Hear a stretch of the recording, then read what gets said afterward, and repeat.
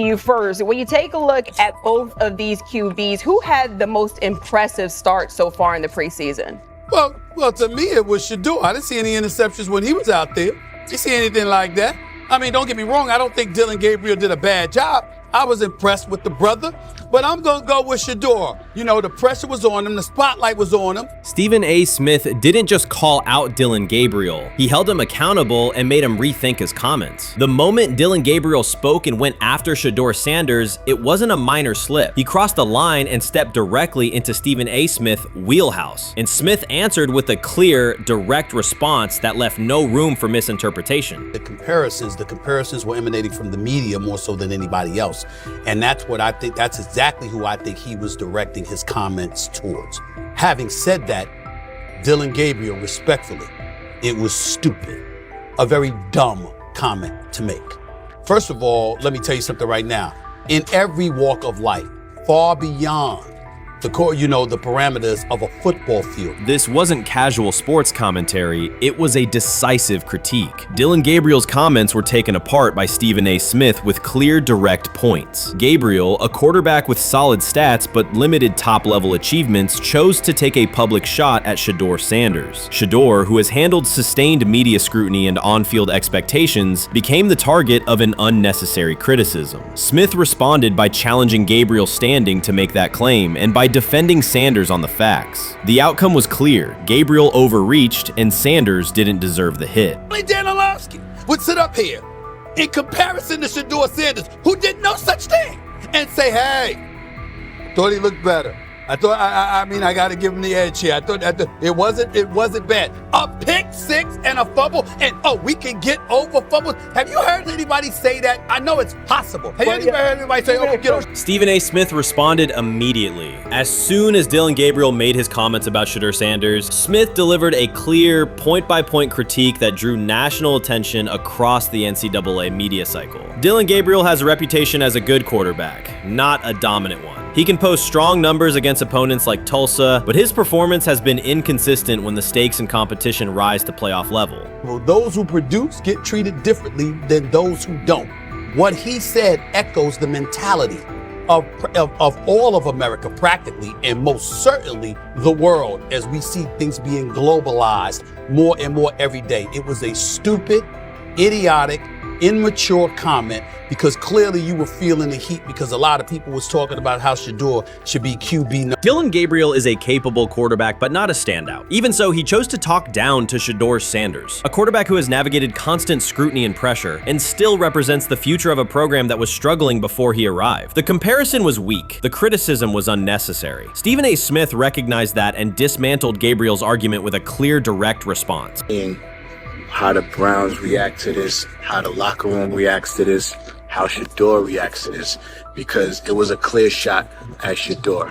But let's say Dillon Gabriel's talking about the media. How could you be a brand new quarterback in the NFL and the first time you get behind a mic after your first game, you throw the media under the bus? That's arrogance. Stephen A. Smith excels in moments like this. When Dillon Gabriel made his remarks about Shedeur Sanders, Smith responded with a focused, direct critique. He questioned Gabriel's standing to make that claim, noting that Gabriel has transferred between programs and has not been a Heisman finalist. Without theatrics, Smith laid out why Gabriel's resume doesn't justify taking public shots at Sanders. Smith's point was clear. Targeting Shedeur Sanders, a quarterback central to his program's future and consistently under intense scrutiny, was misplaced. Gabriel's criticism lacked the substance to support it, and Smith methodically showed why. Content today on his 42nd I want you to be meaner. Birthday. That's number one. Number two, after the game, the Browns head coach Kevin Stefanski said there was a mix-up in the routes and that players were in the area that they shouldn't have been. Look at Stephen A's face. Look at Stephen A's face. Look at Stephen A. Oh my Lord. The strength of Stephen A. Smith's response was that he didn't just address Gabriel's remarks. He challenged the image around him. Dillon Gabriel often presents himself as an overlooked contender ready to surprise. But the reality is that his profile hasn't commanded broad attention. It's a clear reminder that not every opinion carries equal weight. In defending Shedeur Sanders, Stephen A. was direct and precise. Shedeur isn't just a quarterback. He is Deion Sanders' son, which subjects him to scrutiny far beyond anything Gabriel has faced. Even under that pressure, Shedeur has maintained his composure, shown confidence, and delivered in key moments that helped revive a program many had written off. Stupidity, all of it. I thought it was a clear shot at Shedeur due to the fact that his Oregon coach threw a shot at Coach Prime and Shedeur during their meeting at Colorado last year. But you know what? The cream rises to the top. Let's see what happens this week. I see a lot of the media talking about they think it was about the media and not about Shedeur. And I think that's a chess move. For Dillon Gabriel to take shots at Shedeur Sanders was a miscalculation. Stephen A. Smith made the mismatch clear. Gabriel's attempt to shame Sanders was unnecessary and counterproductive. You don't target Deion Sanders' son when Deion has turned Colorado into primetime television. It underscored that Dillon Gabriel has often played with a chip on his shoulder because the spotlight hasn't followed him. He has been around long enough to compile numbers but not to earn broad respect. That's why going after Shedeur was misguided. Sanders, despite ups and downs, drives headlines. Gabriel's most notable headlines have been his transfers. Stephen A. Smith pressed that point without hesitation, challenging Gabriel's standing and leaving his argument looking like a forced throw that turns into a pick six. You know what? Still needs to thank me a little bit more for that restaurant I treated him and his family to, because it was big time, and stop embarrassing me by going places and trying to use coupons. That's how pathetic he is. The point is that a pick six and a fumble is usually considered a bad day. Stephen A. Smith didn't need to raise his voice to make the point. He presented Dillon Gabriel as a player whose talk outpaces his resume and defended Shedeur Sanders with clear comparison. So before your final year at Miami, there's a lot of conversations revolved around Shedeur Sanders. Obviously, I'm assuming you guys have a great relationship. Some of the clips you've seen and stuff like that. What is it like for you to have like this rivalry with Shedeur? I don't have a rivalry with him. That's my boy. So at the end of the day, this whole process, we thought me and him were going to be 1 and 2 the whole time. Whether he's 1, I'm 2. Whether I'm 1, he's 2. And so that's just always been, our mindset. It didn't go that way. I thought he was one of the better quarterbacks in the draft as well, even throughout college. A lot of stuff out there on him ain't really, the truth, just because they spin it different ways. Like they spin stuff about me different ways. But I mean, when he gets his chance, become a starter, I know he's gonna make the most of it. And I'm ready to get back to work with him, after the season, talk some more stuff to him. Cam Ward directly challenged the uneven standards applied to Shedeur Sanders, calling them inconsistent and unfair. By insisting that performance, not politics, guide evaluation, he shifted the discussion from one player to a league-wide problem. Sanders' treatment now serves as a test of how the NFL supports and evaluates emerging quarterbacks. I feel a special relationship with him, especially me. First getting to know him 5 years ago when I started working with him. But it did surprise me because he's a good quarterback. It doesn't get a lot of credit that he deserves. Especially the plays that he made in Colorado. A lot of quarterbacks in the country are making those plays. And so when he gets this opportunity, I'm pretty sure having soon today, he'll make sure he'll make plays on the field. Cam Ward's public challenge to the treatment of Shedeur Sanders brought the issue into clear view. For months, discussion around Sanders has centered on his profile, major compensation, a prominent Nike deal, and the expectation to stabilize a struggling franchise. Rather than a standard evaluation of a top prospect, he has faced sustained skepticism from analysts, fans, and league voices. Ward's comments underscored that the standards being applied to Sanders diverge from those used with other rookies. By stating it directly, he did more than support another quarterback. He identified a broader problem in how the league responds to young players with significant visibility. The takeaway is direct. Assessments should reflect on-field performance and development, not external narratives. A generational talent. I'm gonna prove him right. I'm gonna prove him right. Don't worry. Oh my God. An article came out today. I'm generational. So I guess it's article versus article. I like that you think that, man. But we all know the truth.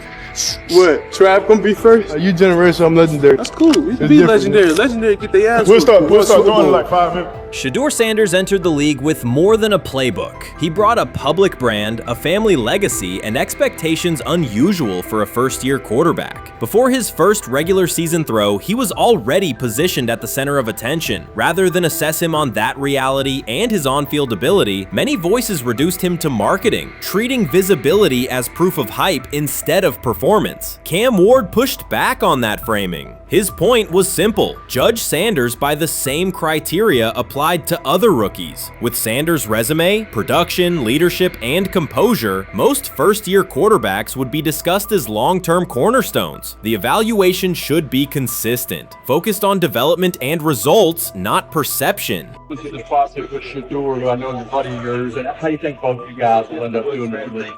I think we'll both end up being one of the best quarterbacks in the league. I just think the work that me and him are willing to put in, the relationship we have to constantly compete each and every day, to better our craft, for ourselves. I just think it's gonna end up paying off for us in the long run. Do you guys kid each other about who's going first and how much that matters to you?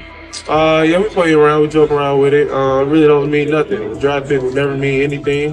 At the end of the day, you got to show whether you can prove each and every Sunday. You can't just do it 1 year. Disrespect shows up in two patterns. First, Shedeur Sanders is repeatedly framed through his father, Dillon Sanders, as if lineage erases his own work. Discussion drifts to pedigree instead of what the film shows. Second, his visibility is treated with suspicion. His audience reach, partnerships, and ability to lift ratings are labeled hype rather than recognized as value. Instead of acknowledging that he drives demand and expands the stage for his team, critics call it an unfair edge. The result is a skewed evaluation. Star power is held against him while on-field production gets pushed aside. The standard should be consistent. Assess the tape and the development, not the last name or the attention it brings. Well, Ward were microfacts. Cam Ward's remarks went beyond defending Shedeur Sanders. They confronted how the league manages star power. The reality is simple. The NFL markets visibility, but resists it when a player doesn't follow the expected script. Rookies are supposed to be quiet, deferential, and grateful for limited leverage. Sanders arrived with leverage, brand reach, major endorsements, and confidence, and that presence was recast as entitlement. Instead of treating those factors as earned advantages, much of the commentary used them to diminish him. Ward called out that contradiction. The same influence the league sells to audiences is criticized when a young player exercises it. His point is a standards problem, not a personality dispute. Evaluate Sanders on his preparation, leadership, and results. Don't penalize him for having a platform or for using the leverage that the modern NFL itself helps create. Now it sounds like the Cleveland Browns are going to all but imprison Shedeur Sanders in the football sense of a very talented rookie quarterback who obviously needs reps, needs an opportunity, and who now, barring some miraculous luck, will not get the opportunity to play in a single real game. I'm sure many around the NFL are celebrating as we speak. They are chuckling about this. Many in the NFL wanted to teach Shedeur and his daddy. Cleveland became the center of the conversation. With Shedeur Sanders attached to a major Nike partnership, the expectation was straightforward. He should be given real game reps. The Browns instead leaned on Joe Flacco as the default choice, treating stability as the safer path while sidelining a quarterback with clear cultural and commercial pull. Each week Sanders didn't see the field, scrutiny grew. Commentary questioned the value of his contract environment and relevance, and fan debate shifted from development to doubt. That wasn't measured evaluation. It was a delay framed as prudence that eroded confidence in the process. Cam Ward reset the terms of the debate. He pointed to an uneven standard. When veterans or other young players secure significant endorsements, it's considered smart business. When Sanders does it at scale, it's recast as ego or hype. Even the scope of his off-field agreements became ammunition against him rather than evidence of market demand. Ward's position is simple. Use one standard. Assess Sanders on preparation, decision-making, and progression, not on discomfort with his platform. Treat visibility as an asset, not a disqualifier. The issue isn't attitude or branding, it's the consistency of the evaluation. Ward called it directly. The treatment has been unequal, and it should be corrected by aligning opportunity with performance criteria. Fans need to recognize there's not a team in the league he'd start for. Not one. That's not ridiculous, that's not unfair, that's not a vast conspiracy. Shedeur Sander fans are Angel Reese fans. They're just fair weather fans who don't really give a fuck about the sport. Most of them are just Dillon fucking groupies that followed him when he went to fucking Colorado, just like Angel Reese's fans had never watched basketball prior to her playing at LSU, and they followed her to the WNBA and don't know shit about the sport.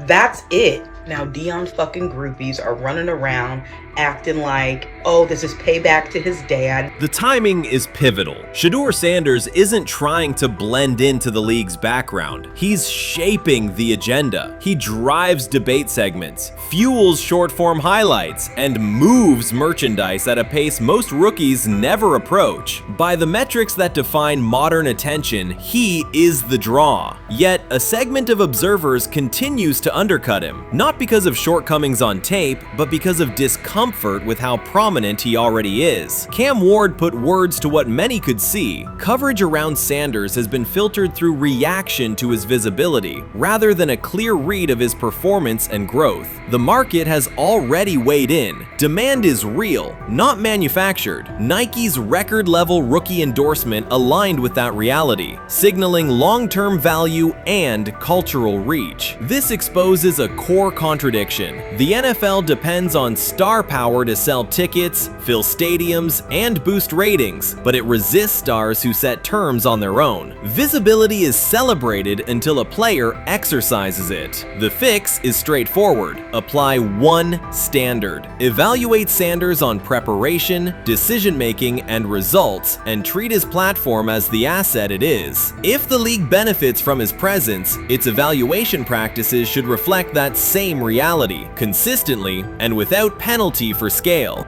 Shedeur Sanders does not depend on league promotion. He established his platform before the NFL and continues to expand it on his own terms. That autonomy challenges the status quo. Cam Ward's support was more than a defense of a teammate. It was a warning that if the league holds to outdated expectations, it risks falling behind the very players who drive audience attention and revenue. Claims that Sanders lacks real popularity ignore measurable facts. A large, active following, consistent merchandise demand, and sustained coverage across major outlets. Doubts about his standing as a quarterback overlook his college production and growth indicators. The pattern is familiar. Efforts to minimize him increase his reach. Each skeptical headline widens the spotlight, and each dismissive take creates more engagement. You cannot reduce a player built for visibility by arguing he should be less visible. The practical outcome is the opposite. Scrutiny becomes signal. Sanders is not merely enduring criticism, he is turning it into momentum, converting attention into leverage on and off the field. Honestly, guys notice it more when you're out winning games, right? If Cleveland starts off in a bad start, they're not doing well, and all of a sudden Shedeur or Dillon Gabriel are doing well in 7-on-7. They're throwing dimes, and practice drills, the number one defense can't stop them. People take notice of that, and the more that the players see it, they're gonna. Then the comments start happening over the lunch table. They start happening throughout the building, and that's when the pressure really will get severe. The Cleveland Browns were focused on resolving their quarterback situation until Jason Kelce made pointed comments that triggered a strong reaction from ownership. The response inside the organization was immediate and intense. What exactly did Kelce say that has the dog pound on edge and the front office under pressure? We've seen that miserable game by the Cleveland Browns. So they throw Joe Flacco in there, and I like Joe Flacco. He did good, but they gave him the resource of all the first team guys. Then they throw Dillon Gabriel in there with first teams and second teams. So Dillon always is getting protected. The same thing again, they gave this scrub max protection on every play. Yeah, he completed some passes, but let's talk about his mistakes. He's still inconsistent with his throws, but he at least had max protection. The Cleveland Browns continue to be defined by inconsistency and avoidable setbacks. Even as fans hoped the organization had turned a corner, Jason Kelce, fresh off retirement, statement offered a direct critique that reignited doubts about the team's direction. His remarks implied the franchise's structure and decision-making remain unstable and recent progress may not hold. The takeaway for leadership is straightforward. Identify core issues, align on a coherent plan, and execute with discipline. For supporters, it's another sign that the problems run deeper than a single season. They throw Shedeur Sanders in there with the lowest cab drivers you couldn't even get on 5th Street. And I'm pissed off, bro, because the play calling was abysmal. Look, even if you don't like Shedeur didn't even get a chance to be trash. Even if you think Shedeur is garbage, he didn't even get a chance to be garbage. That's how awful the offensive line was. Kevin Stefanski still doesn't want to give Shedeur second strings and first strings reps. Why is that? Browns ownership's response shifted from measured to urgent. The pattern is familiar in Cleveland. The team once treated Johnny Manziel as a franchise solution, retained Hugh Jackson for a second year despite results, and invested heavily in Deshaun Watson through a costly trade and contract. These decisions reflect aggressive but poorly aligned planning. The outcome has been continued instability instead of sustained progress. That this was the guy that they wanted to start. He's seasoned, he's experienced, he still has a big-time arm, even at his age, and they open with the Cincinnati Bengals. They wanted that experienced guy. He was always going to be the guy. They were not going to start Dillon Gabriel or Shedeur Sanders in week 1. Kenny Pickett had a hamstring injury. It makes it easy to go with Joe Flacco. And the question isn't and wasn't going to be who's the starter in Cleveland. The question is, who's going to be the backup in Cleveland? Who's going to be the number 2 quarterback when they open the season against these Bengals? Fans still show up season after season, expecting improvement and bracing for setbacks. The usual pattern has been early optimism followed by a gradual collapse. But last season was different. For a sustained stretch, the Browns looked organized and competitive, resembling a functioning team. Couple days, 3 days until roster cutdowns. How do you feel about that? Do you feel like you belong here on this team? Obviously, I think overall as a player, I feel like I put in the work. I feel like everything I do, I try to do it to my best, and that's all I ask for. So I feel like everybody feels like, they should be on the team, and if you ask anybody on the team, would they feel like they belong, in their own eyes. So I feel like I do, but I'm my own player, I think about myself in a high regard. The front office entered the offseason confident. Kevin Stefanski was being praised and the Dog Pound believed the team had made real progress. Then Jason Kelce delivered a pointed assessment that cut through the optimism. Fresh into retirement, the former Eagles All-Pro and Super Bowl champion said Cleveland still looks like a team patching over issues rather than building a durable contender. Kelce's view was direct. The Browns' structure is fragile, and the roster is too dependent on perfect health at quarterback. He argued the team is one injury away from losing continuity and sliding backward. Because Kelce has operated inside a stable, championship-level organization, his comments carried weight with players, media, and fans. The reaction was immediate. People took his critique seriously, not as outside noise, but as an informed evaluation of how a successful team should be built. Ownership also felt the impact. Jimmy Haslam's response shifted to urgency, a sign that leadership recognizes the stakes. The criticism arrives in the context of prior high-risk decisions, especially the fully guaranteed $230 million commitment tied to Deshaun Watson. Watson has missed time and shown inconsistency when available, and the contract has constrained flexibility. Kelce's remarks highlight why depth, alignment between the front office and coaching staff, and a clear contingency plan at quarterback are non-negotiable. The takeaway is straightforward. Cleveland must convert last season's progress into a stable framework, protect the quarterback, deepen critical positions, and establish a plan that survives injuries and short-term setbacks. Without that, the games that fueled optimism will remain temporary. If you're a betting man, who do you think starts for the Browns at quarterback? Okay, this is the situation. Kenny Pickett, they actually traded for him. Joe Flacco, no one's bringing Joe Flacco in the building thinking Joe Flacco's going to be the starter. If Joe Flacco is your starter, you got a problem. You have a huge problem. And if they were saying Shedeur was the starter as the 5th rounder, you got a real problem too, because he passed over all these guys in these reps in the offseason in shorts, in bikini shorts, Speedos and stuff. Like, no. that kind of stuff. So I'm not that surprised. When you put down a 3rd round pick on a quarterback, you do believe he has a certain skill set. Jason Kelce stated the obvious. Cleveland committed to a quarterback who hasn't played at an elite level in years, and Joe Flacco's playoff run didn't change the long-term outlook. Ownership appeared more upset that the criticism was public than by the substance of the critique. Many fans agreed. They've seen this pattern before. Rosters age, injuries are inevitable, and when a single contract dominates the cap, one setback at quarterback can undermine the entire season. Kelce's broader point was about structure. The Browns prioritized the high-cost, uncertain starter over depth and contingency. The late-season surge masked issues that remain: limited cap flexibility, thin depth at key positions, and an offense that lacks a credible plan B. Fans recognize how quickly a strong defense can decline with injuries, and how an offense without redundancy stalls. The AFC North raises the stakes. Baltimore with Lamar Jackson sustains a top standard. Cincinnati with Joe Burrow returns to contention when healthy. Pittsburgh rarely slips below .500 under Mike Tomlin and wins with defense and consistency. In that environment, Cleveland can't rely on perfect health or peak form from one player. The path forward is clear. Diversify cap allocation, reinforce the offensive line and receiver depth, carry a legitimate backup plan at quarterback, and install a scheme that functions regardless of who is under center. Given what we saw yesterday with Shedeur Sanders, somebody on the Cleveland Browns is 100% getting fired, probably by the end of this year. The person who's probably going to end up getting fired is Kevin Stefanski, because I know that he didn't want Shedeur Sanders on the team. It was Andrew Berry who made that pick. You can't really go against your GM. Bad things happen in this situation. But Shedeur Sanders is not without fault for what we saw yesterday. This is the play that we saw yesterday that has the internet just exploding, where Shedeur Sanders took like a 24-yard sack.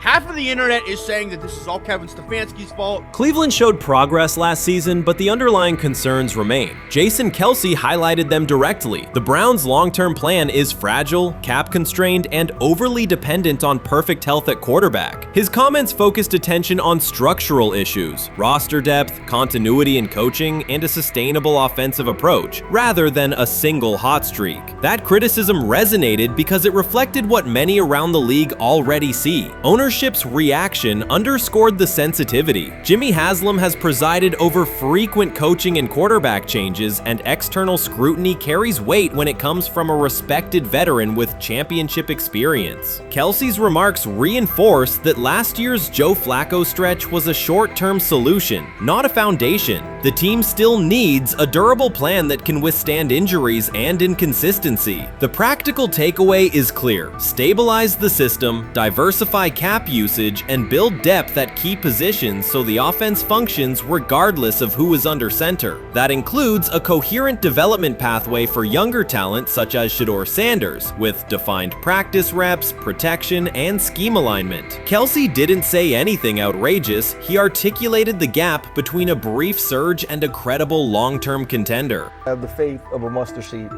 Right, because this is the greatest resurrection since Jesus the Christ. Right, like at some point, Joe Flacco was thinking about getting into TV. Yeah. Right, Joe Flacco didn't have a job, and then now you not only come back and start for the Cleveland Browns late in the 2023 season, but they came back around to you. You're now the day one starter for a franchise that just 2 years ago was in the playoffs. The Browns' quarterback situation remains unsettled. Deshaun Watson was expected to be the long-term answer, but injuries and inconsistent play have prevented him from reaching an elite level. When the team turned to Joe Flacco after Watson's season deteriorated, Flacco immediately lifted the offense and produced results that highlighted the gap between expectations and reality. That a 39-year-old late addition could outperform a $230 million starter was not just a short-term surprise, it raised fundamental questions about roster construction and evaluation. Quarterback depth has been fragile, and the late-season surge masked broader structural problems. Jason Kelce's remarks made that clear. Cleveland is vulnerable if the starter is unavailable, cap flexibility is limited, and the offensive plan lacks a stable contingency. His critique drew attention to leadership and planning as much as on-field performance. Jimmy Haslam struggled strong reaction reflects the pressure on ownership. The organization has promoted a message of stability and progress, but Kelsey's assessment suggested those gains are not yet durable. The path forward requires a realistic approach to the cap, a credible backup plan at quarterback, and a system that holds up regardless of personnel. When he led college football in completion percentage and he threw almost 40 touchdowns for over 4,000 yards,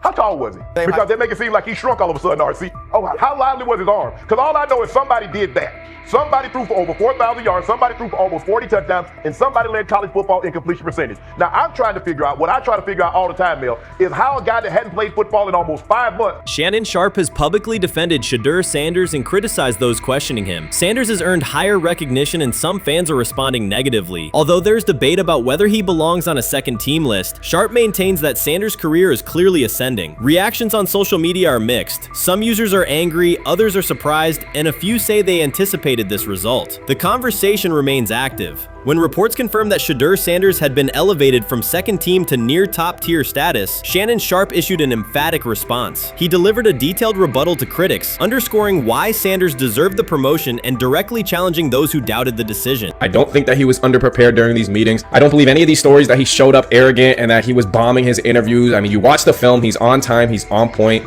You watch his interviews, he answers like a 10-year NFL veteran. Like, he's clearly dominating OTAs. It's every single day there's a new report of how well he's doing for the Browns in OTAs. And I mean, you can say what you want, it's just OTAs. Okay, if that's your new narrative, then he's doing exactly what he needs to be doing. He's on point, he's on time, he's getting the respect of his teammates, and he's making plays. So we're gonna see years down the line, something's gonna come out that I don't know what exactly it was, but something will come out. Critics have been waiting for an opportunity to dismiss Sanders. They labeled him overrated, accused him of benefiting from nepotism, and claimed his profile came only from his last name and polished image. Within their own echo chamber, they cited every game in which he fell short of huge passing numbers as validation of their doubts. Since Sanders has begun receiving formal recognition, criticism has escalated. A wave of self-appointed analysts is dissecting his throwing mechanics and team role, and many online commentators now argue that his promotion reflects deeper problems within the sport. Shannon Sharpe rejected each criticism directed at Shedeur Sanders. During the broadcast, he turned a routine segment into a detailed examination, acting as presenter, interrogator, and fact-checker. Sharpe walked viewers through game film, season statistics, and scouting reports to show why Sanders merited his recent promotion.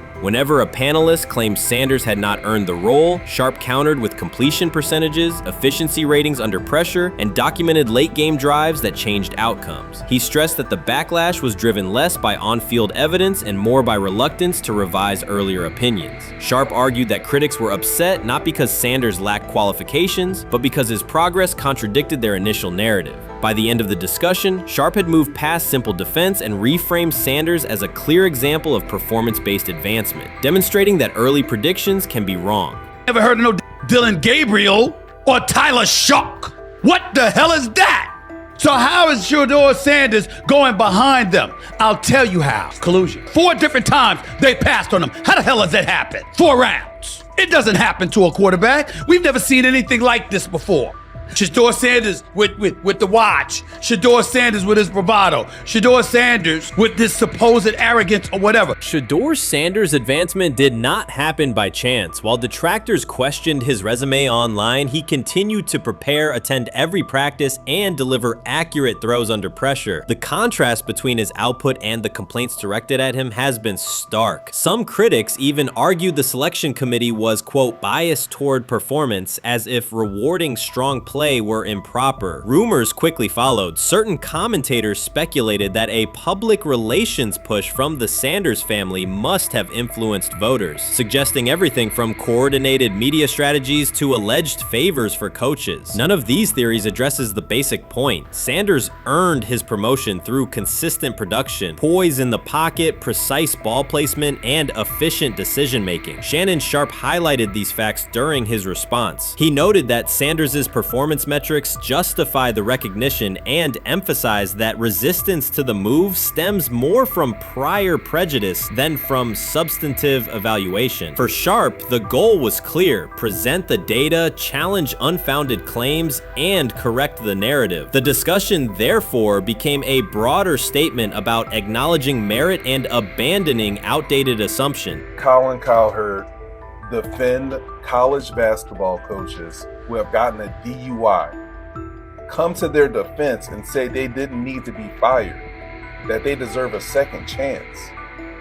But Shedeur Sanders drives 40 miles over the speed limit, gets a one-on-one ticket, and Colin Cowherd comes on his show today and says he's out on Shedeur Sanders. He's seen enough. He can't support him anymore. He can't be in the Shedeur Sanders camp because of the speeding ticket. Shannon Sharpe addressed commentators who portray constant doubt as expertise. Those who discount strong performances with "we'll see," but declare bust after a single mistake. He noted their belief that progress only counts if an athlete visibly struggles. Sharpe's response was methodical rather than emotional. He presented evidence, cited statistics, and calmly refuted each claim. Following his remarks, several critics began revising or deleting earlier posts, recasting themselves as longtime supporters of Shedeur Sanders despite having questioned him for months. Sharpe insists on accountability, naming specific individuals and dates while requesting public acknowledgement of prior errors. He argues that analysts cannot spend months undermining a player's potential and then quietly adopt a supportive stance once the athlete succeeds. These are serious, big-time, top-of-the-line playmakers that they have. If you can go 45 to 42 in the fourth quarter because your quarterback set the school record with 510 yards passing. He was flawless. Shedeur is big time. I didn't know for sure, will it translate to the next level of competition? Yes, it might translate to the next level of competition as he can play. Critics who once claimed Shedeur Sanders was unprepared now hesitate to acknowledge their mistake. They resist retracting earlier comments and struggle to accept that an athlete can succeed without their approval. Sanders continues to share practice clips and game highlights without engaging the debate, while Shannon Sharpe documents every dismissive remark, ready to revisit them on national television. The disapproval did not slow Sanders. It underscored his progress and exposed the gap between perception and performance. As a result, the conversation has shifted. Analysts who doubted him now describe him as undervalued and publish detailed evaluations of his mechanics and game management, suggesting long-standing familiarity with his career. In a matter of weeks, critics have recast themselves as advocates, demonstrating how quickly opinion can change when consistent results leave little room for doubt. Shannon Sharpe signaled that his commentary is not over. He considers Sanders' advancement a positive outcome for every athlete who has been overlooked or criticized for having confidence. Sharpe stressed that analysts do not have the authority to determine who deserves recognition based on personal preference. The reaction to Sanders' promotion, he argued, revealed how quickly opinions can shift once results are undeniable. Sharpe pointed out that many vocal critics became quiet when confronted with objective performance data. This exchange, Sharpe insisted, reached beyond defending a single quarterback. It challenged the practice of dismissing achievements that do not fit familiar narratives. He reminded viewers that success does not require external approval and that consistent talent will surface despite online commentary intended to minimize it. While critics reconsider their positions, Sharpe remains steady, assigning credit to the athlete and allowing the scoreboard to confirm the argument. In his view, the statistics speak clearly enough. Sharpe also emphasized that the intensity of the backlash must be placed in context. College football is a volatile environment where unexpected outcomes are common. Therefore, declaring failure based on incomplete evidence only weakens the credibility of sports analysis. The discussion underscored the need for measured evaluation rather than reactive judgment. Dak Jackson and him and everybody else that we talked to have said that Shedeur looks good. He looks really good. He looks better. And we got Zach that say Dillon Gabriel ain't even an NFL quarterback.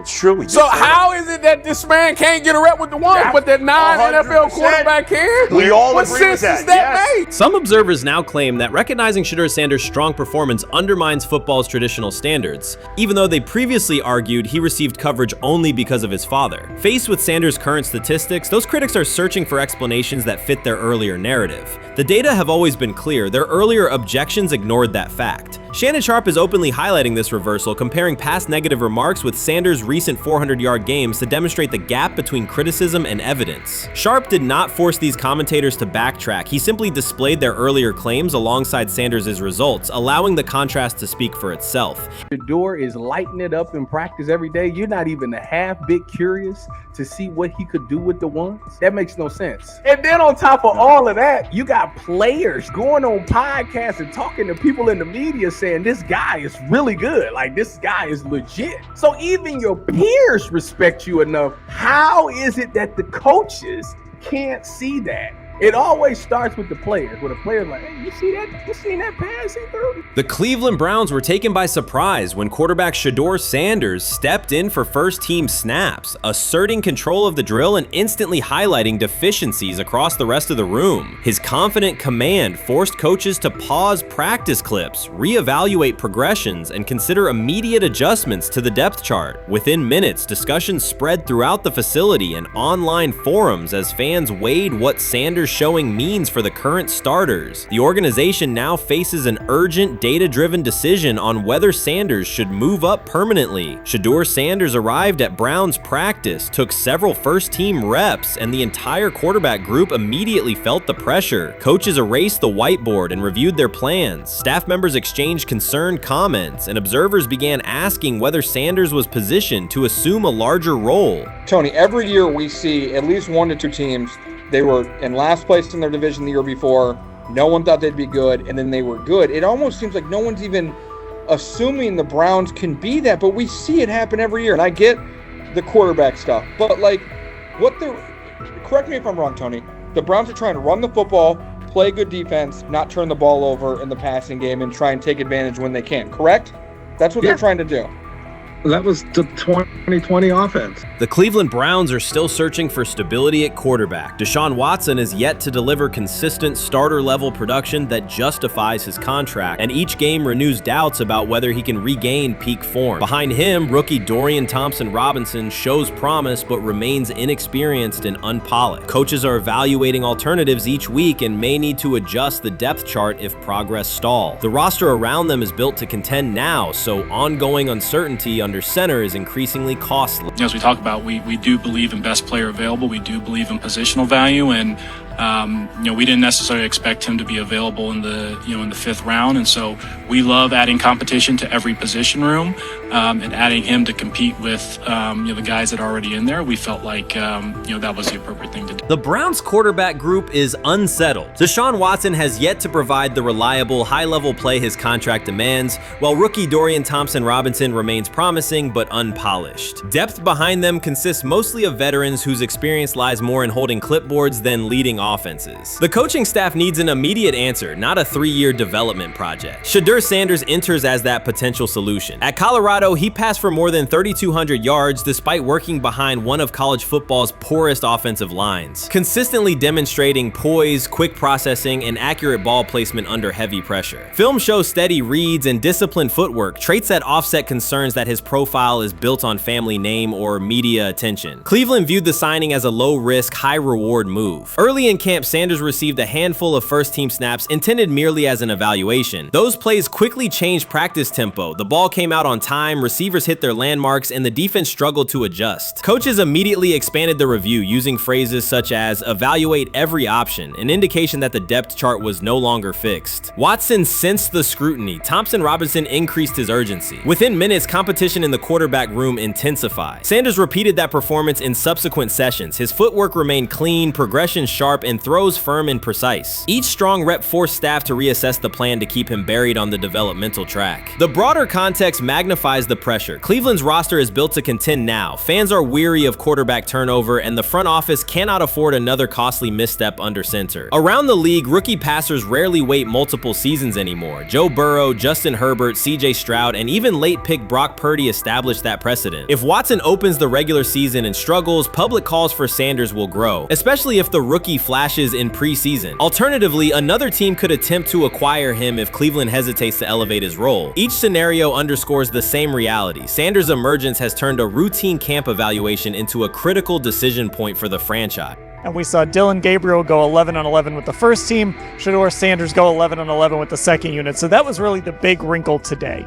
Yes, and of course, it was the first time that we have seen Shedeur Sanders get any of those coveted 11-on-11 reps. Of course, again, it wasn't with the first team offense or against the first team defense, but it's progress. And that means that he's going in the right direction, that the arrow is pointing up. He's coming up the learning curve. So that's good for him. And I actually thought just overall, he had a better day than Dillon had today. He completed more passes. He was more on point. In fact, in that 11-on-11 period, he threw a near touchdown touchdown. Desperation can push franchises toward aggressive decisions, especially when their quarterback options appear unconvincing or outdated. One scenario now emerging is that Sanders earns enough confidence to take full preseason reps with the starters, forcing Cleveland to revisit a depth chart it believed was settled at the beginning of July. His practices demonstrate that the excitement around him is grounded in measurable performance. Accurate, high-velocity passes against first-team defenses, and confident command of the huddle.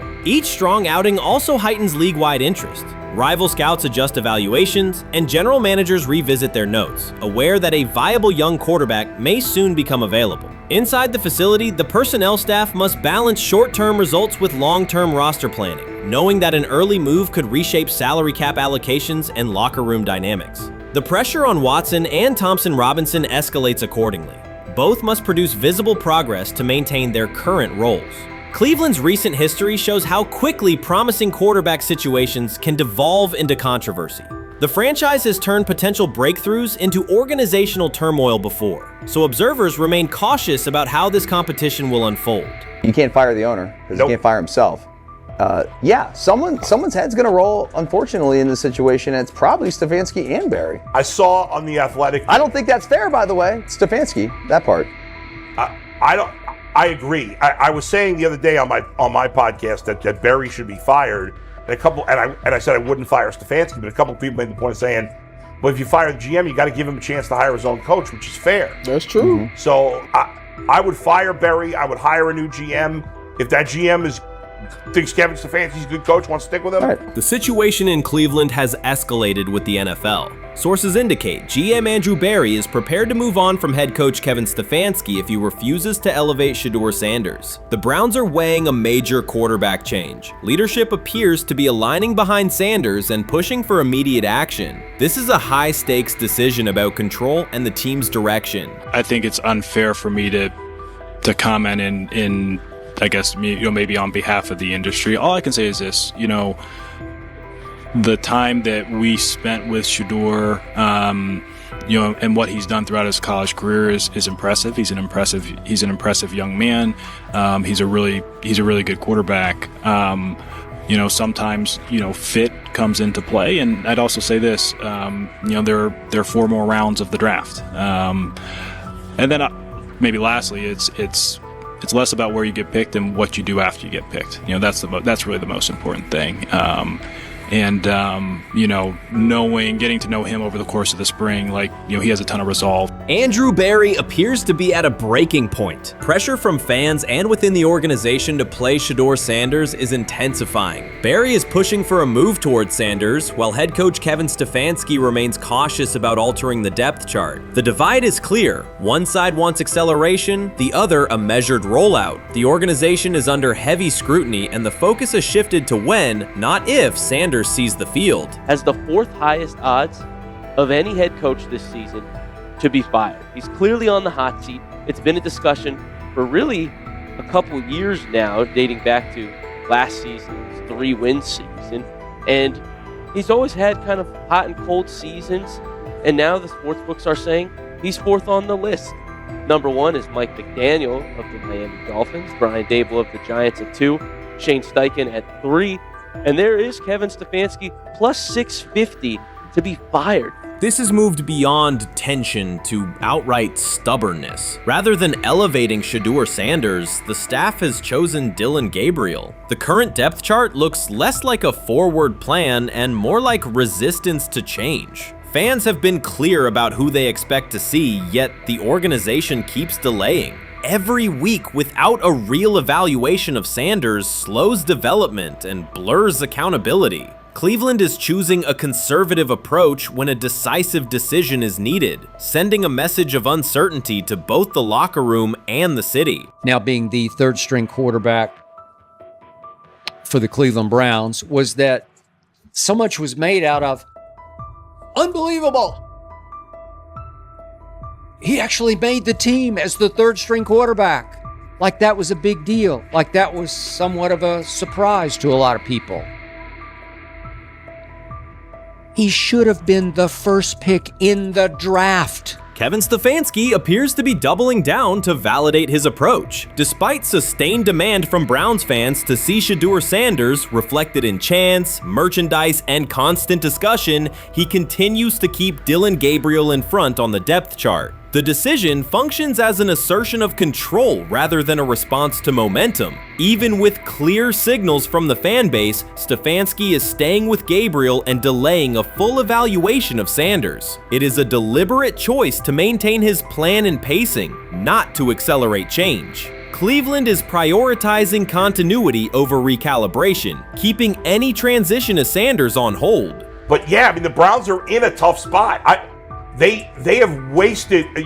You traded a ton of high draft capital to get Deshaun Watson. You've gotten nothing out of Deshaun Watson and missed an opportunity. Like, who knows who they would have drafted? Now, maybe they would have screwed up those picks and the Browns would still be in bad shape.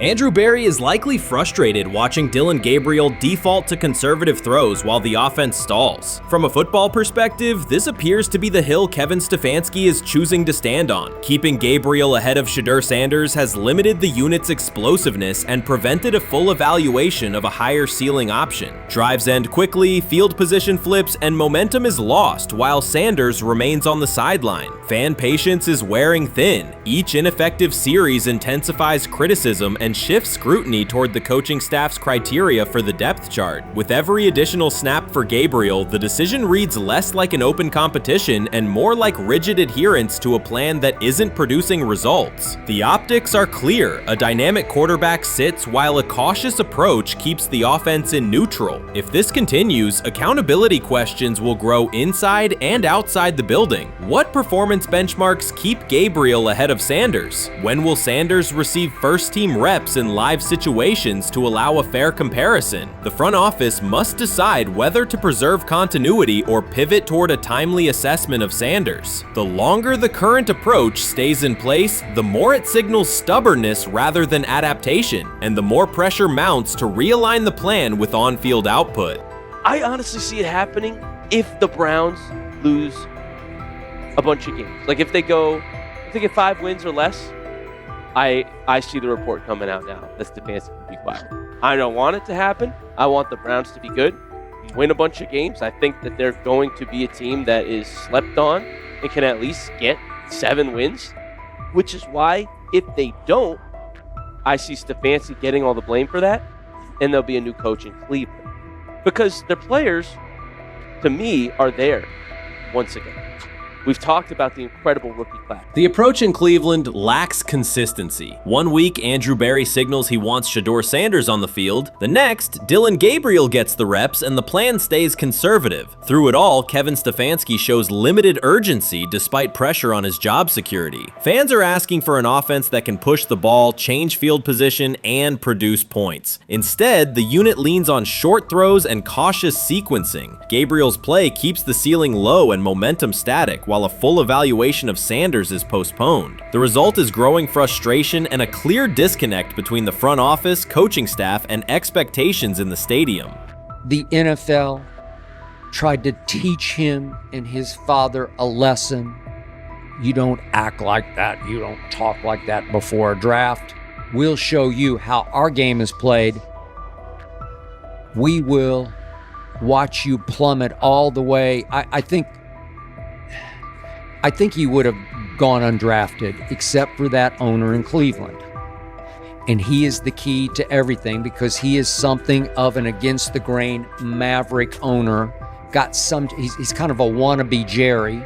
Fan speculation is growing. Some believe Kevin Stefanski lacks confidence in Shedeur Sanders. Others think he's prioritizing Dillon Gabriel for reasons unrelated to performance. A more extreme view claims Stefanski is manipulating outcomes to secure a buyout. Whatever the motive, the risk is clear. This approach is straining his relationship with GM Andrew Berry and alienating the fan base. Pressure is rising, Berry's patience is running out, and supporters have shifted from requests to demands. If the current plan continues, calls for a change in quarterback and accountability will intensify. Grab hold of the starting job. Yes, but I don't think we're going to know which one until we get deep into August. Now, I think we tracked the reps everybody was getting at practice throughout the OTAs and minicamp.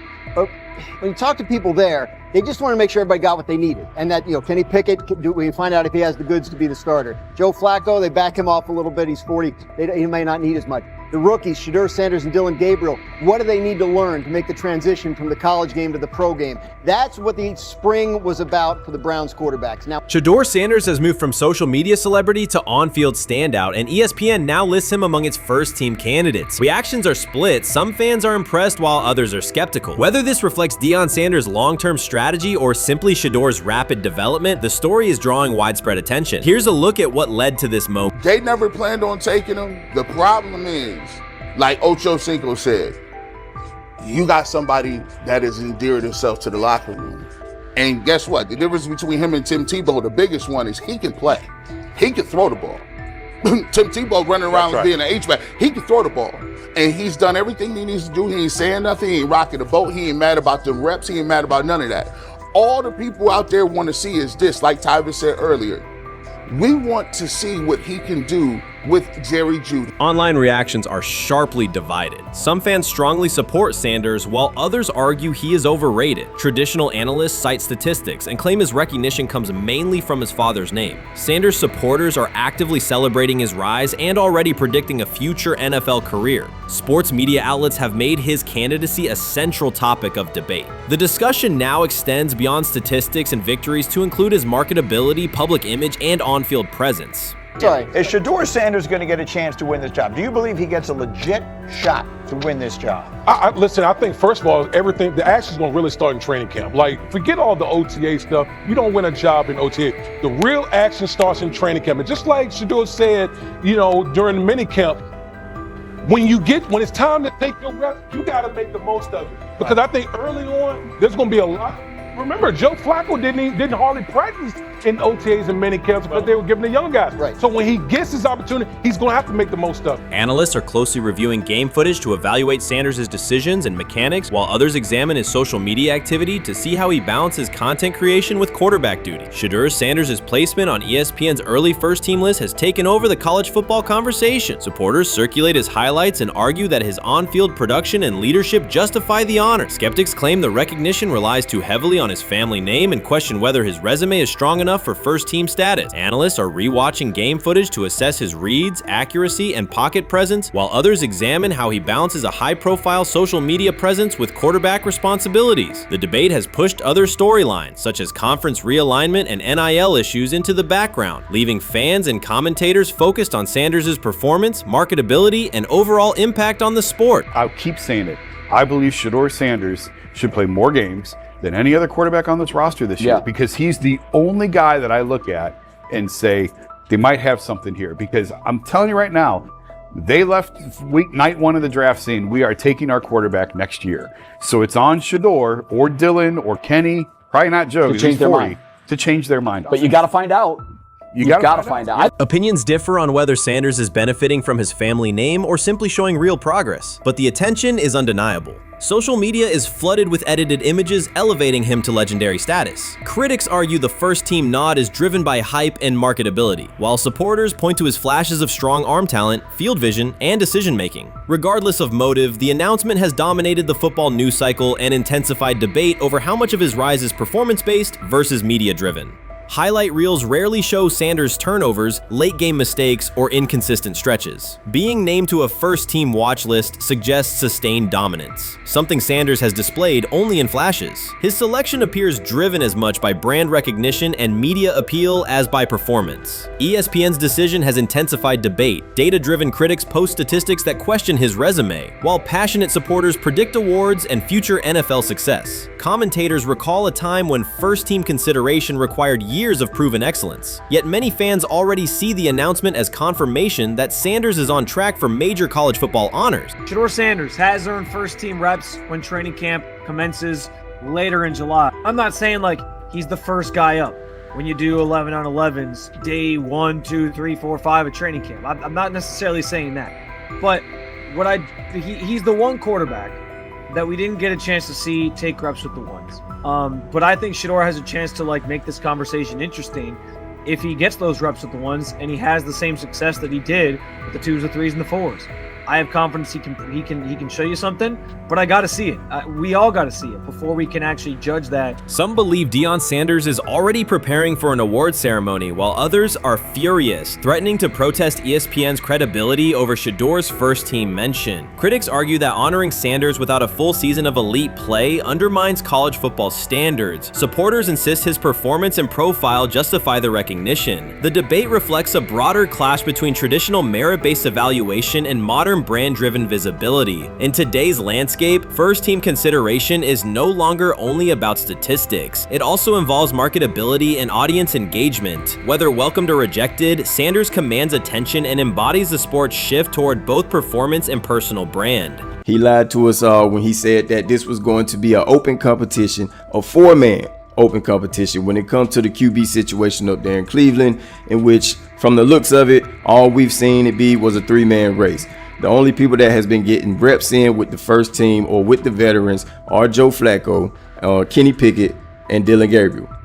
We've never seen my boy Shedeur Sanders get a chance to get in. Even with him doing the things that he has been doing up there, he has yet to get in with the... Shedeur Sanders was caught off guard by Coach Kevin Stefanski's recent remarks, which have sparked talk of bringing in another starting quarterback. Commentators are debating whether Stefanski's comments reflect eroding confidence in Sanders or a brief lapse in judgment, but the rookie now faces intensified scrutiny over his role. The Browns, we got an analyst that says that Shedeur Sanders should have some kind of a ban?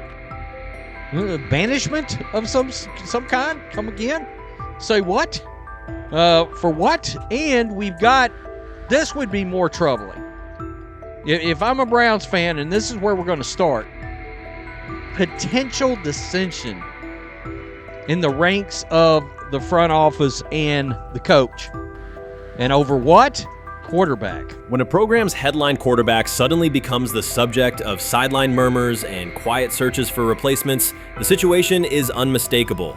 It's a breach of trust. Shedeur Sanders, the passer who put Colorado back in national conversations with his production and profile, has just received a clear message that his job security is in question. Coach Kevin, the assistant previously considered to be in Sanders' corner, made remarks that ignited speculation about changing quarterbacks. Fans, analysts, and even Deion Sanders are now reassessing the team's unity and its true plan for the position. The comment was no accident. It was a deliberate signal that the staff may soon elevate a backup. For perspective, Shedeur Sanders did not step into ideal conditions last season. He was sacked so often that Colorado could have dedicated a locker to every opposing edge rusher who reached him. Could I possibly go to bat for Kevin Stefanski as a great head coach? No, I couldn't. Could you go to bat against him, saying he's a horrible head coach? No, I can't. I think that's why we fall in the middle. I think that's why in a lot of these discussions, and that's why a lot of the rankings, you see him right now in that 15 to 20 range, somewhere in that middle pack of NFL head coaches. I've said earlier, Kevin Stefanski has already been given more head coaches than any coach I've ever seen in Cleveland.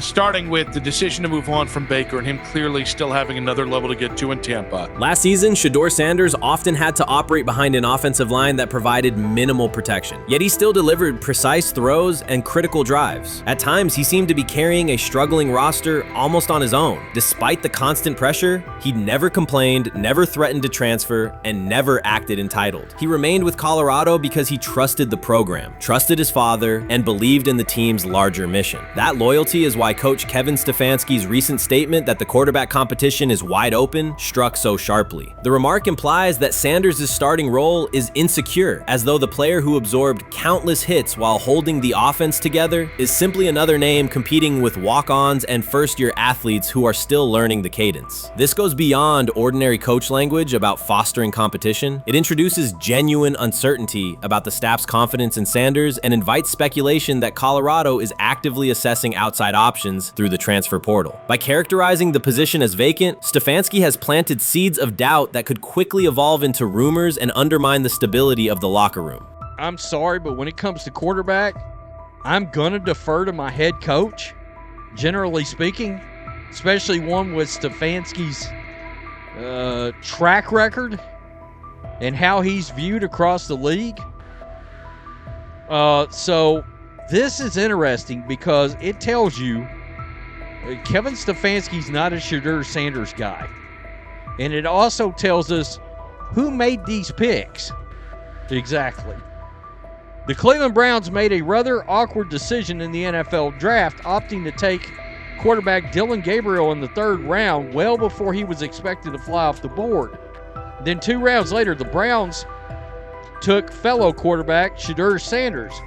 So what exactly is going on? Discussion has begun about whether Colorado is actively evaluating another quarterback and preparing for life after Shedeur Sanders.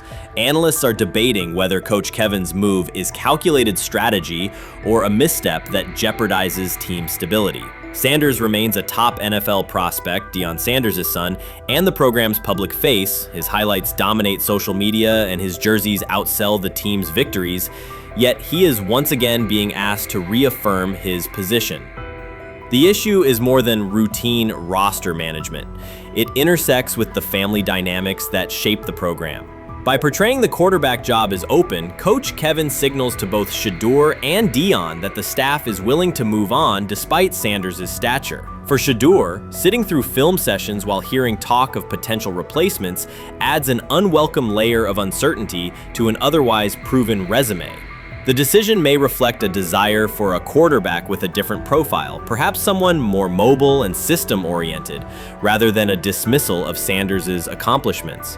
Sometime last week, and then and I just tweeted that out again this morning, and then today the Joe Flacco one got posted. So running through this, and then of course we'll still have Dillon will be next, and then Shedeur will come last. As training camp nears, Mary Kay Cabot is providing straightforward analysis of the Cleveland Browns quarterback competition. The starter has not been named, but she has moved away from her earlier skepticism of Shedeur Sanders and now acknowledges his talent and potential. Cabot explained that if Joe Flacco is chosen to start week 1, it will mean he is the most prepared to play immediately. This approach would also give younger quarterbacks such as Kenny Pickett time to adjust, refine their skills, and maximize their potential while Flacco handles the early workload. She added that a Flacco start would not prevent Sanders from earning the position later in the season. The depth chart remains flexible, and Sanders' continued development could put him in line for an opportunity as circumstances evolve. Cabot also noted that Pickett could win the job for week 1, but he must demonstrate he can integrate smoothly with the offense and perform reliably under pressure. The Browns want a leader who can control the huddle, execute plays efficiently, and maintain composure. Pickett's performances in upcoming practices and preseason games will be critical in determining whether he secures the starting role or Sanders ultimately takes the reins as the season progresses.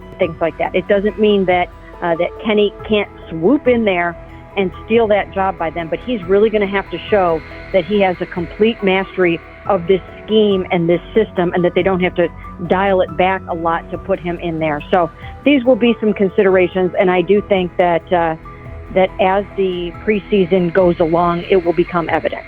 Mary Kay Cabot recently stated that Shedeur Sanders is ready, and the Cleveland Browns are monitoring him closely. After a strong showing during organized team activities and minicamp, Sanders has made notable strides in his development. With continued progress, he is expected to return to the field prepared to contribute meaningfully. The Browns coaching staff is tracking his growth, and anticipation about his long-term role is increasing. Cabot added that if Sanders maintains this trajectory and continues to demonstrate poise within the team, he will have a legitimate chance to earn the starting quarterback job. Each practice rep strengthens his case, reinforcing the possibility that his development could benefit both the player and the organization. As Sanders impresses, discussion about his future in Cleveland becomes more compelling. Cabot also emphasized Sanders' advanced understanding of the offense. She noted that his football IQ appears in every drill and that he seems ready to execute the Browns system at full speed. His ability to process defenses quickly and make decisive reads distinguishes him from his peers. With the appropriate opportunity, Cabot believes Sanders could become a genuine difference maker for the Browns. One area Cabot highlighted is Sanders' command of pre-snap adjustments. His capacity to diagnose defensive fronts and communicate changes gives him an edge and reflects high football intelligence. If he translates those reads into consistent connections with his playmakers, he could elevate the Browns' offense significantly. By comparison, Cabot said quarterback Dillon Gabriel is still refining his grasp of complex terminology and play calling. While Gabriel possesses upside, Sanders' comfort with intricate concepts and his ability to manage tight pockets under pressure give him a clear advantage at this stage. stage. Gabriel must sharpen those elements to compete at Sanders' level. Cabot previously reported that Sanders had already earned first-team practice snaps ahead of Gabriel. Her latest update confirms that Sanders is now approved as the Browns' starting quarterback, solidifying the organization's commitment to him as QB1. Expectations are high, and his response to the challenge will be closely watched throughout training camp and preseason. Cabot further noted that head coach Kevin Stefanski authorized Sanders to take expanded first-team reps beginning next month. This milestone underscores Sanders' readiness and the coaching staff's confidence in his progress. As the regular season approaches, Sanders aims to cement his status as the starter, and the competition for that position is intensified. Though Sanders leads the race, Kenny Pickett remains in contention. Cabot stressed that Pickett must prove he can integrate seamlessly with the offense and perform consistently under pressure. His performance over the next several weeks will determine whether he can challenge Sanders for the starting role. With both quarterbacks vying for the top spot, the Browns' Week 1 starter will be one of the most scrutinized decisions of the upcoming season. For now, Cabot's reporting underscores Sanders' rapid ascent, strong football intellect, and growing command of the offense, qualities that position him well to lead Cleveland's offense when the opportunity arrives. We've got news. Got news. About my Cleveland Browns. We've got an oblique problem. Obliques are big deals, especially when it's your quarterback. Now, he might be 4th on the depth chart, but he was number 1 in the preseason game last week, and he did a great job. 138 yards, 2 touchdowns. Shedeur Sanders has an oblique injury. That is not good. I do not like this. I hate this because I want to see more reps for Shedeur Sanders. Shedeur Sanders, a projected breakout this season, has been sidelined unexpectedly. The Browns coaching staff confirmed an oblique injury significant enough to keep him out of all activity. No reps, no drills, no warm-ups. Concerns are rising about how this may affect his momentum and force adjustments to the team's plan. The focus now is his recovery timeline, the impact on his development, and the next steps for the quarterback depth chart. Browns rookie quarterback Shedeur Sanders injured his oblique during practice today, putting his status in doubt for Saturday's preseason game against the Eagles. He's the latest quarterback on Cleveland's roster who has dealt with a health issue, joining fellow rookie Dillon Gabriel and Kenny Pickett. Sanders, who is trying to fight his way up the Browns' depth chart, started the preseason opener last week and threw 2 practice. So how concerning is this for Shedeur as he is trying to, again, make his way up the depth chart, be QB2, potentially QB1 in the future? Dillon Gabriel taking Shedeur Sanders' QB1 spot after Sanders suffers an oblique injury is more than a roster change. It signals the staff is choosing urgency over efficiency. You do not replace a quarterback operating near a 70% completion rate with one coming off a 32% outing unless the decision is driven by desperation or poor evaluation. That is not strategy, it is avoidable loss of production. The impact on accuracy, timing, and drive sustainability is clear, and the difference is apparent to anyone watching. Well, here's what we know. I mean, after practice, Kevin Stefanski, the head coach of the Cleveland Browns, was not available to the media, but I did talk to him on the field as the players were coming off, and he told me that Shedeur Sanders complained of oblique soreness during the warm-ups this morning. Shedeur Sanders' absence isn't just a gap in the lineup, it's a setback for the entire offense. He thrives under pressure and makes throws others won't attempt. When he's healthy, every pass has intent, every drive has rhythm, and opposing defenses know they're in for a long day. Replace him with Dillon Gabriel and the defense senses an opening. Corners press tighter, safeties cheat down, and linebackers blitz more aggressively because they don't expect the same timing, velocity, or accuracy. Yes. I mean, yeah, I'm a fan. I'm not even going to try to hide it. Rich gets You guys are fans. Like, you guys talk about Cleveland Browns quite a bit. Yeah, it's almost annoying to me. It aggravates people. Like, people don't like the fact that Rich talks a lot They about must love Shedeur. I'm here. But it's like, you know, you have a friend, and that friend's child is following in the family's footsteps. You want them to do well. I don't know why people have such an issue. I know Rich is supposed to be impartial, but it's kind of hard when you have that type of tie to it. But yeah, I'm rooting for Shedeur, man. And Dillon Gabriel's 32% completion rate isn't just poor, it's untenable at this level. A number that low needs no context. It means 2 misses for every completion. Whether opponent and play calls are secondary when efficiency is that limited. That output does not sustain drives or keep the full playbook viable, yet he is starting while Shedeur Sanders is sidelined. The contrast is clear. Sanders brings accuracy, timing, and command. Gabriel's recent performance reflects inconsistency and missed opportunities. Choosing Gabriel under these circumstances reduces offensive reliability and invites defensive pressure. It is a decision that sacrifices efficiency and field position. So it'll be interesting to see what happens with Dillon Gabriel, but to the Shedeur Sanders point, it is unfortunate because I thought he was gaining some momentum. I know the practice that they had before they left for Philly, Daniel Oyefusi reported that he actually took the most reps of all of the quarterbacks. And that was the first time that had happened. It was the first time that he had went ahead of Dillon Gabriel, practicing with the twos, etc. So, like, coming off that stout performance against the Carolina Panthers, he was gaining momentum. If this were a clean evaluation, there would be no debate. Shedeur Sanders is the clear choice. He's accurate, composed, and consistent with a track record of high-level production. Dillon Gabriel remains a question mark, and not the kind that stresses defense. He's the kind that makes coaches consider leaning on the run to limit risk and protect field position. The reality is that injuries create openings for players who haven't earned them. Gabriel has stepped into QB1 while Sanders is out, but that reflects circumstance, not superiority. We don't know the severity of this oblique injury and whether it will even keep him out of Saturday's game against the Eagles.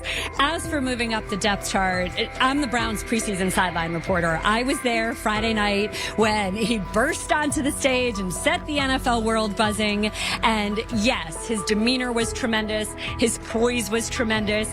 He did the things that were asked of him. But at the end of the day, he wasn't actually asked to do all that much. The real concern is how this could attach to Shedeur Sanders' reputation. The NFL is unforgiving about availability. An oblique injury for a quarterback isn't minor. It affects mechanics, torque, and timing. Even with a strong return, the injury-prone label can linger. For the Cleveland Browns, or any team seeking stability under center, that perception is toxic. Teams don't want a player they fear won't make it through October. That's the risk. Talent doesn't always overcome league politics. Once questions about durability start, they rarely fade. They surface in contract terms, roster decisions, and sideline evaluations. So Shedeur Sanders is injured again?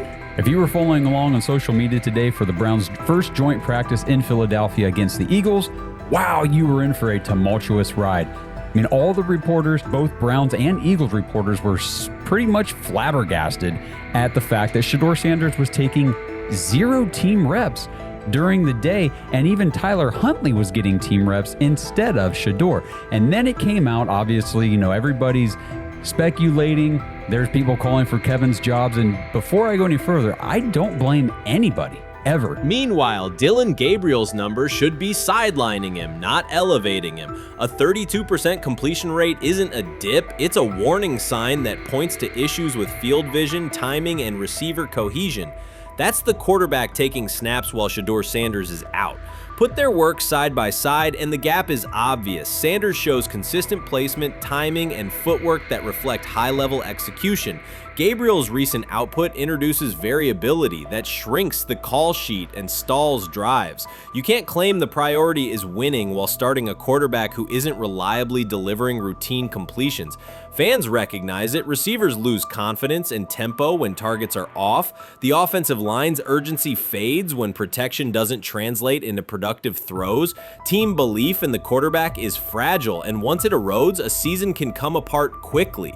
We could be looking at, 3/4 of Snoop and maybe 1/4 of Dillon Gabriel. Not really exciting for the fans. Of course, it would be nice to see what Dillon looks like. Did spend third-round capital on him. If you're Dillon Gabriel and you're a rookie, is not you be want to get team. healed. You want the reps. You want to take these reps.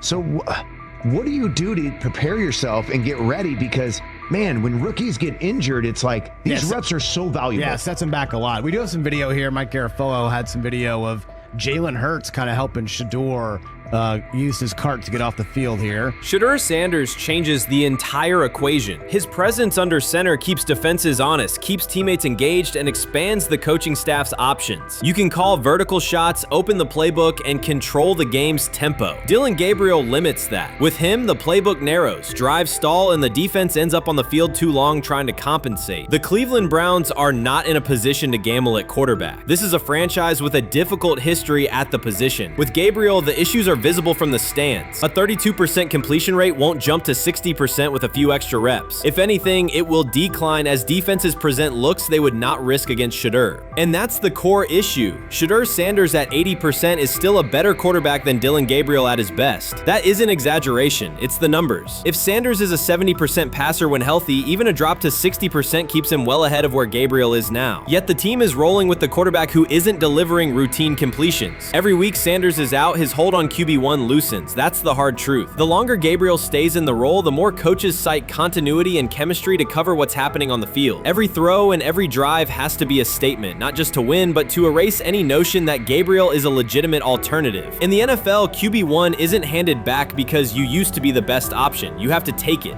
Started off with some positive news for Shedeur, and then it kind of just went left real quick. Shedeur got the news early on that if Dillon Gabriel couldn't go, he would get his second straight start in the Saturday preseason game against the Philadelphia Eagles. And then he went on to injure his oblique. For the fans who don't know exactly what part of the body the oblique is at, and what that injury is, and how it can impact the quarterback, can you explain to them what is an oblique injury? It's like up in this area, right? Well, you can't see me, but like right up in here, when you go to throw, like obviously that's all that. So the truth is straightforward. The Cleveland Browns, or any team in this situation, aren't going anywhere meaningful with Dillon Gabriel under center. You can frame it as progress and point to selective highlights, but reality will level it out, and by then the season is already slipping. Shedeur Sanders is the difference between a team with a path forward and a team playing out the schedule. He reads coverages, delivers on-time throws, and forces defenses to respect every level of the field. Gabriel turns the offense into guesswork. The NFL is built on results, and the results are clear. Gabriel's 32% completion rate functions as a warning sign. It doesn't need context, a clinic, or a film session to explain. It signals inefficiency that stalls drives and compresses the playbook. Yet he has been handed the role Shedeur established through precision, composure, and production. That decision undercuts the stated goal of winning. With Sanders, the offense retains structure, rhythm, and threat. With Gabriel, it narrows and exposes the defense to longer stretches on the field. I'm about to unleash about Shedeur Sanders. I just watched what happened to Shedeur Sanders in the Cleveland Browns' third and final preseason game. And I'm outraged, I'm sickened, and I'm saddened by the way Shedeur continues to be treated in the National Football League, now by those sorry-ass Browns and sorry-ass Kevin Stefanski. The Cleveland Browns are once again mishandling a promising quarterback. Skip Bayless criticized the organization for failing to develop Shedeur Sanders and for misusing his skill set. He argued that the team's decisions are undermining Sanders' progress and turning a major investment into a cautionary example. Bayless pointed to inconsistent usage, questionable play calling, and a lack of clear direction as key issues limiting Sanders. He said the Browns need a defined development plan and stronger support if they expect Sanders to succeed. Skip Bayless delivered a direct, critical assessment this week. After seeing Shedeur Sanders in a Browns uniform, he argued that Cleveland is mishandling the quarterback and undermining his development. Bayless said the team's approach shows poor planning and inadequate support around Sanders. He dismissed excuses about strategy and emphasized the need for better coaching, deployment, and protection. In his view, the Browns are setting themselves up for problems before the season begins unless they establish a clear plan for Sanders. Given the team's recent decisions, his reaction is understandable. Cleveland has a history of inconsistent quarterback development. Shedeur Sanders is a premium prospect, the son of a Hall of Famer, a proven college performer, and a widely recognized figure. The organization should prioritize his reps, protection, and a clear development plan, not place him behind Dillon Gabriel as if he were a secondary option. But I'm going to answer this question by saying Shedeur Sanders, and I'm going to tell you why. I think he's being set up to fail. That's right, I'm going to say it. Okay. Here we are on national television, right? There's been 11 practices, if I remember correctly. He's been starting against, he's been playing against the third unit. He's fourth on the depth chart. And then suddenly you throw him into the start line, and he hasn't had any reps for the first team at all. Think about that. So you're just going to throw him to the wolves like that, huh? I mean, you know, if he had first team snaps in practice. Yet here we are. Cleveland has one of the most publicized prospects and is handling him like a depth piece. The broader issue is the franchise's long record of quarterback instability and inconsistent development. That history colors every move they make. When the Browns draft a quarterback, fans don't anticipate a long-term answer. They brace for another reset. Shedeur Sanders should be treated as a priority, not as an afterthought behind Dillon Gabriel. Let's give him a chance. Let's give him a chance with the play calling. You know you have an offensive line. that isn't playing that well. So what do? Why not just play the short game so he can get the ball out of his hands very fast to run a competent goddamn offense? Outside of that, Shedeur has to be better in understanding that the offensive line that you're working with right now is not adequate.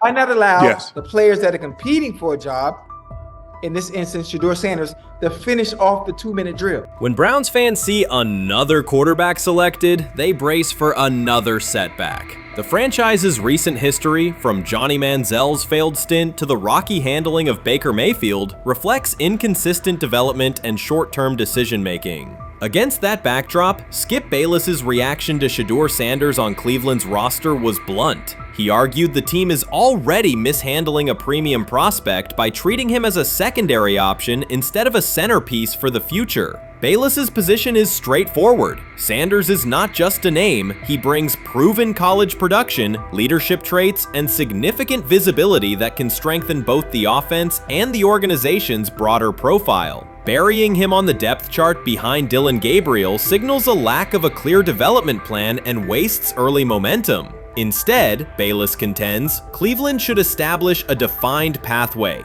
First-team practice reps, protection and personnel tailored to his strengths, deliberate play calling that accelerates processing, and measured in-game opportunities that build confidence and execution. In his view, the Browns need alignment from the front office to the coaching staff to prioritize Sanders' growth. Continuing to treat him like a depth piece risks repeating the same cycle that has undermined previous quarterbacks. Committing to a coherent plan gives Sanders and the franchise a realistic chance to convert potential into sustained performance.